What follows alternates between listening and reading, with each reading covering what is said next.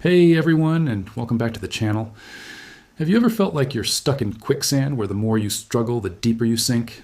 Life has a funny way of throwing curveballs at us, and sometimes just putting one foot in front of the other feels like climbing a mountain. It's that feeling of being completely overwhelmed where the path forward is shrouded in fog.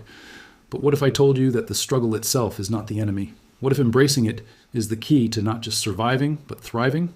Today, we're going to talk about exactly that. Powerful practical strategies to help you keep moving forward, even when it feels impossible. Let's get into it. The first step when you're feeling stuck is often the hardest, but it's also the most crucial. Shrink your focus. Forget about the entire staircase for a moment and just look at the very next step. When we're overwhelmed, our brains tend to catastrophize, making the entire journey seem insurmountable. The antidote to this is to break it all down. What is one small, tiny, actionable thing you can do right now? Maybe it's just getting out of bed and making a cup of coffee. Maybe it's answering a single email. Maybe it's putting on your running shoes, not even committing to the run yet, just the shoes. These small actions create a ripple effect. They cut through the paralysis and start building momentum, proving to yourself that you can still move. That tiny bit of movement is everything. It's the spark that can relight your fire. Now, let's talk about something we all need but often forget to use: our support system. Trying to carry the weight of your struggles alone is a recipe for burnout. We are social creatures by nature, and connection is a fundamental human need. Think about who is in your corner. It could be a close friend, a family member, a mentor, or even a professional therapist. Reaching out isn't a sign of weakness. It's a sign of incredible strength. Sharing what you're going through does two things. First, it externalizes the problem, taking it out of the echo chamber of your own mind where it can grow and fester. Second, it allows others to offer perspective, support, and sometimes practical help you hadn't even considered. A simple conversation can make you feel seen and understood, reminding you that you are not isolated in your struggle. So pick up the phone, send that text, let someone in.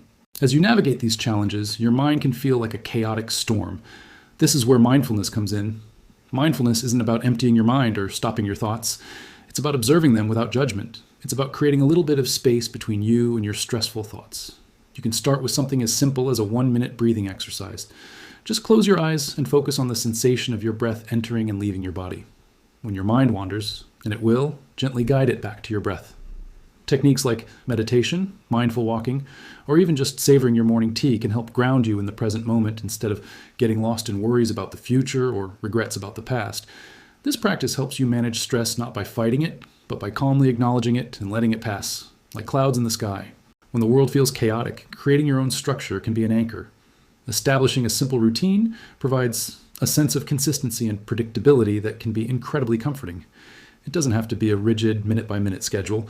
It can be as simple as waking up at the same time each day, having a healthy breakfast, or dedicating 15 minutes to reading before bed. Routines reduce decision fatigue, that mental exhaustion from making too many choices, freeing up your energy to focus on what truly matters. It creates a framework for your day, giving you a gentle push to keep going. When you have a routine, you have a path laid out for you, making it easier to take those small, actionable steps we talked about earlier. It's your personal system for stability in unstable times. Finally, you have to become your own biggest cheerleader. When you're in a tough spot, it's easy to focus on everything that's going wrong. We need to intentionally flip that script. Start celebrating your small wins. Did you make your bed this morning? Celebrate it. Did you finish that one small task on your to-do list? Acknowledge it. This isn't about being delusional. It's about training your brain to recognize progress. Each small win is proof that you're capable. It builds self-efficacy and boosts your morale, giving you the motivation to tackle the next small thing. You can even write them down in a journal at the end of the day.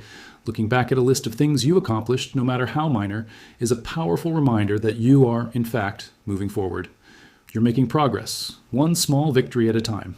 Remember, the journey of 1,000 miles begins with a single step. And every single step is a win worth celebrating. Thank you so much for spending this time with me today. I hope these strategies offer you some light and a clear path forward. Remember to be kind to yourself through the process. If you found this video helpful, please give it a thumbs up. And don't forget to subscribe for more content on building a resilient and fulfilling life. Take care, and I'll see you in the next one.